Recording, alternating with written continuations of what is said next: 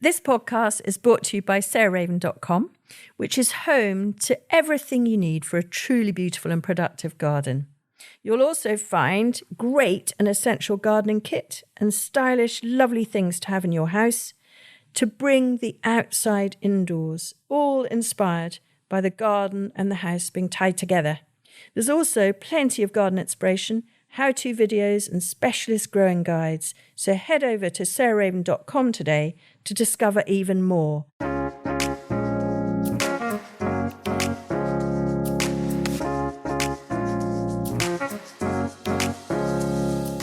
Welcome to Grow, Cook, Eat, Arrange, the podcast of me, Sarah Raven. And this week I'm on my own again because I'm doing the last in the series about the colour garden. So sort of rules for getting a colourful, colour-saturated garden, but without it going wrong. So this is episode 7 and the last one, and it's the last palette. And so I always work with 4 different palettes, and they are, the first one is luminous, which is like the boiled sweets, so really bright colours. The second is velvet, so really rich velvety colours like crimson mahoganies. The third is a kind of what I used to call the cashmere colours, but I now call comforting, which is the pastel colours with lots of white, but also based on the warm palette. And then the final one, which I'm doing now, is washed, which is pastels, but in the cool palette.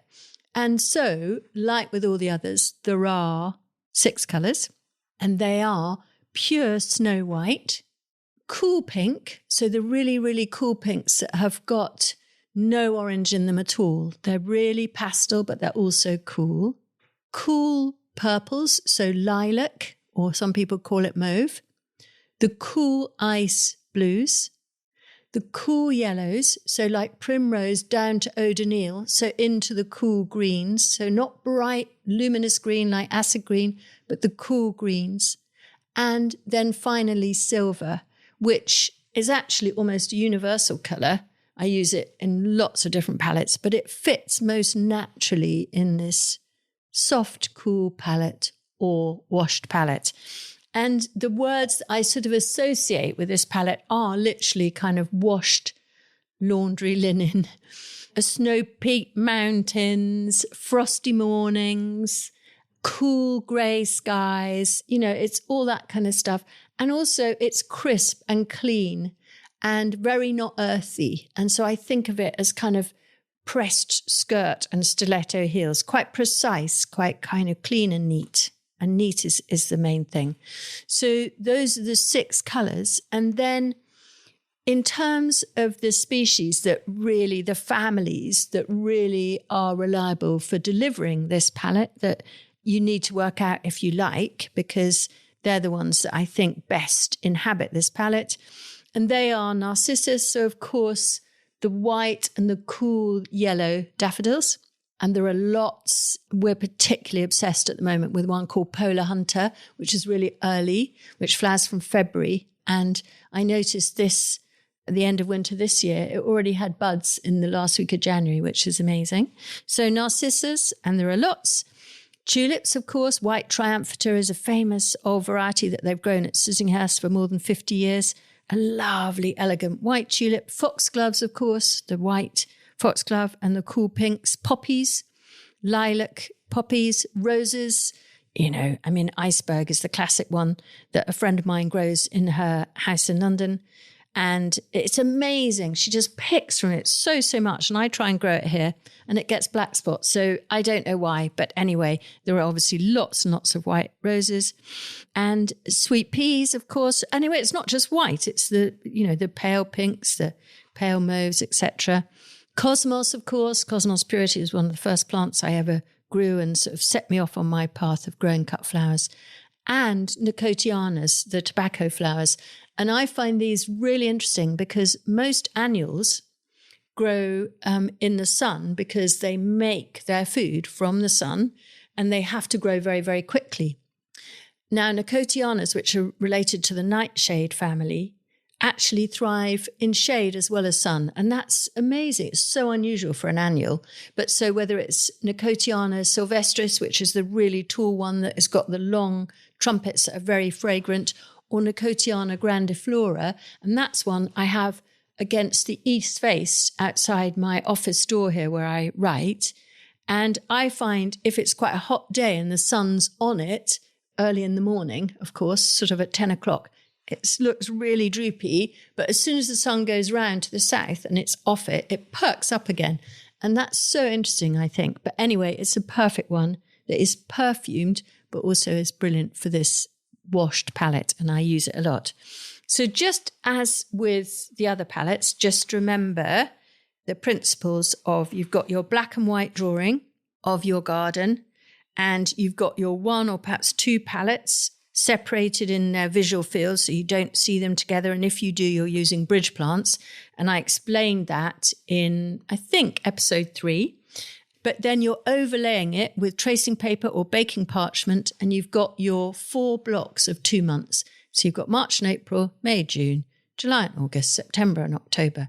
And you're thinking about not just the palette, so the colour, but also who's got the colour baton in their hand or on their stem, i.e. which are the flowers that are going to really deliver those beautiful colours to fill that palette with the right amount of flower compared to the green foliage. And so for March and April, you are relying a lot on narcissus. And I already mentioned Polar Hunter, but there are loads and loads of others that we like here. I mean, I really love Avalanche, which is a cool primrose yellow perianth with a white halo around it. I love Princess Amalia, which is very early, which again is very pale primrose, almost ivory with a white petals around it. There's Thalia, which is a beautiful hanging delicate narcissus that grows very happily in shade. And of course, a highly scented Actea, which naturalizes brilliantly in the grass here. And it does have, it's called the pheasant's eye, it does have an orange sort of line around the perianth. So it's not pure white, but the petals are indeed white, and that fits really well too.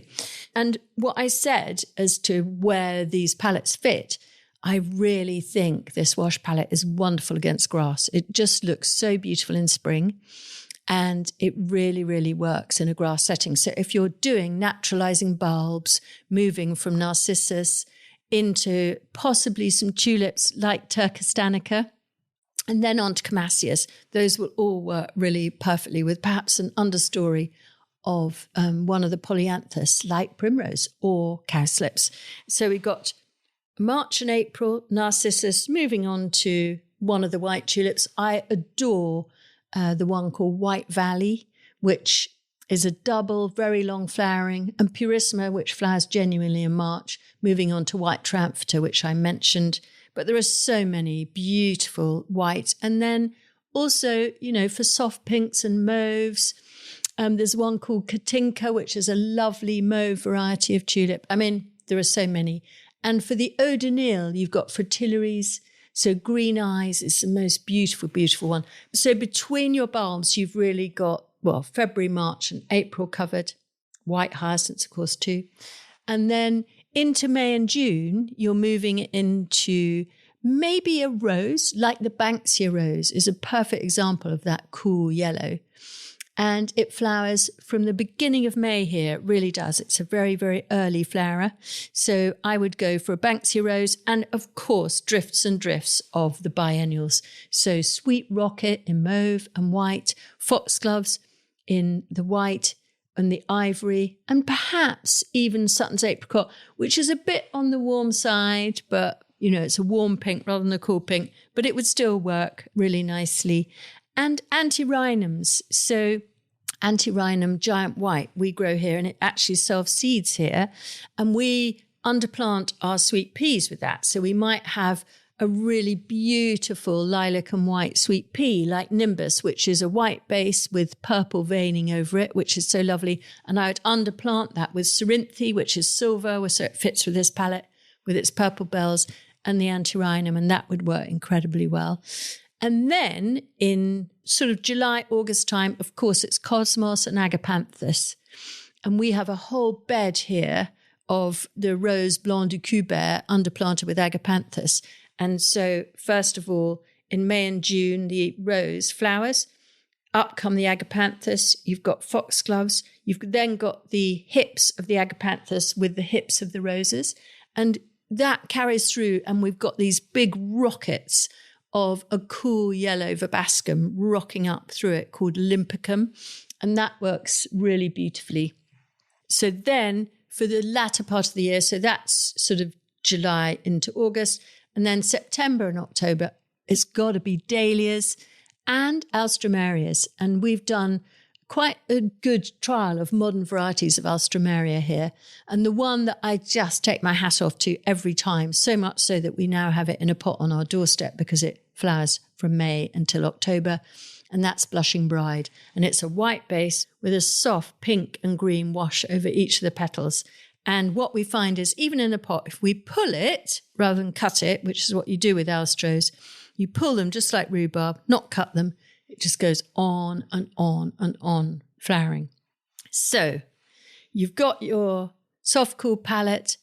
Very, very brilliant, this wash palette for growing in grass, for growing into the view because it matches the sky and matches the clouds.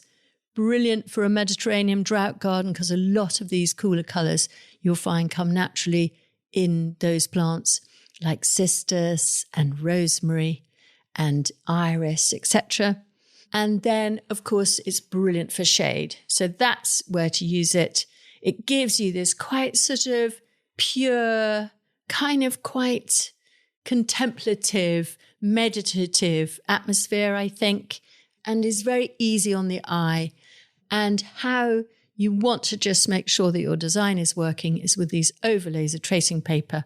And I hope that I've given you the families of plants that will take you reliably through from March until the beginning of November with the alstroemeria Blushing Bride and the dahlias, variety like Honka Fragile or Florel, which is a whopper, which we have in pots here.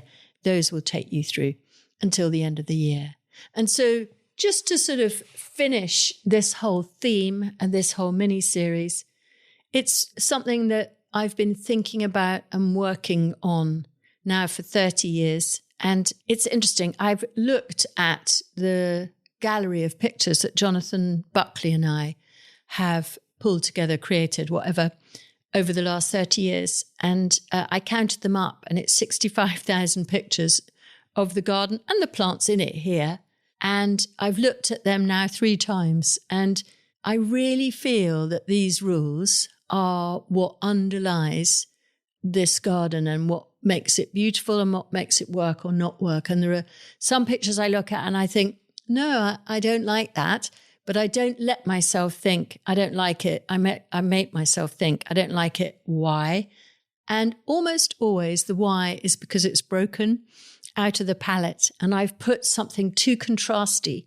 So I might have put the velvets in the washed. And that for me, I find that too contrasty, that almost black and almost white thing. It really, it's interesting, but in a flower, it jars. It's too strong. It's too contrasty. And it's really if you create these more harmonious, more kind of color compatible palettes, you will find that you create something that's beautiful, but also brave. It's not just what everybody else does. And that for me is the name of the game. And it's kind of why I garden.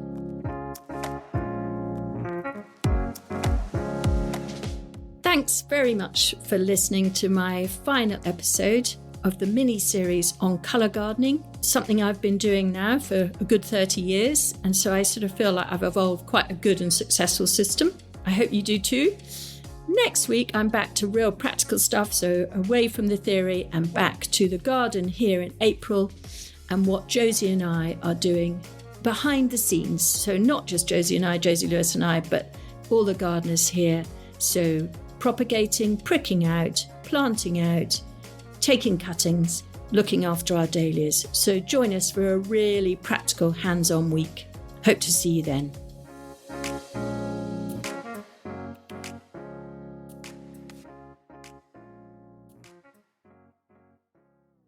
You can find more information, photos and advice sheets on all the plants and recipes we talk about on this podcast by heading to the show notes or at sarahraven.com/podcast.